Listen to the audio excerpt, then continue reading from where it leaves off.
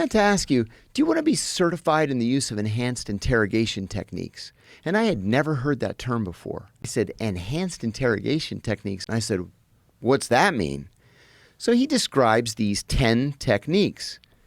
And I said, I don't know, man. That sounds like a torture program. And he said, it's not a torture program.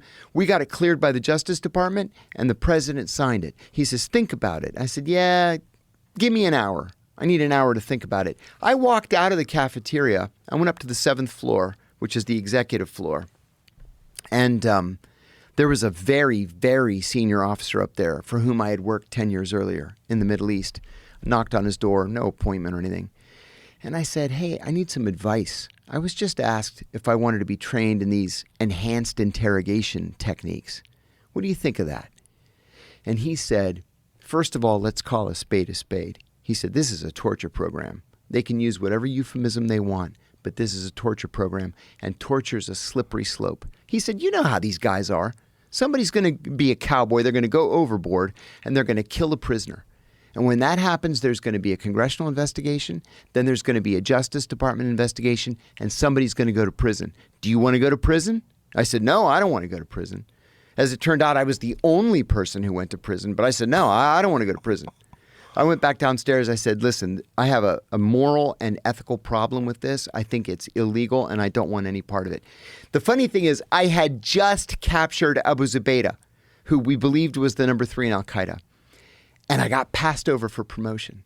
And the reason I got passed over, they said, was because I turned down the training. The head of the Counterterrorism Center said in my promotion panel that I had displayed a shocking lack of commitment to counterterrorism. And then the guy who had given me the advice saw that my name wasn't on the promotion list, and he promoted me out of cycle. So I realized then I was up against something that was going to be tough. And he said to me one day, buddy, you know they call you the human rights guy behind your back. And I said, yeah, I don't care. And he said, you know that's not a compliment, right? And I said, Steve, they're wrong about this, and I'm right about it. I said, I'm comfortable with the decision that I made. And I just left it at that.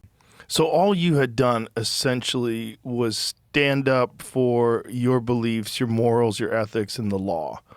And you said, I don't want to participate in anything that I know to be illegal. That was the start. I'm almost ashamed to tell you that they asked 14 of us if we wanted to be trained in the enhanced interrogation techniques.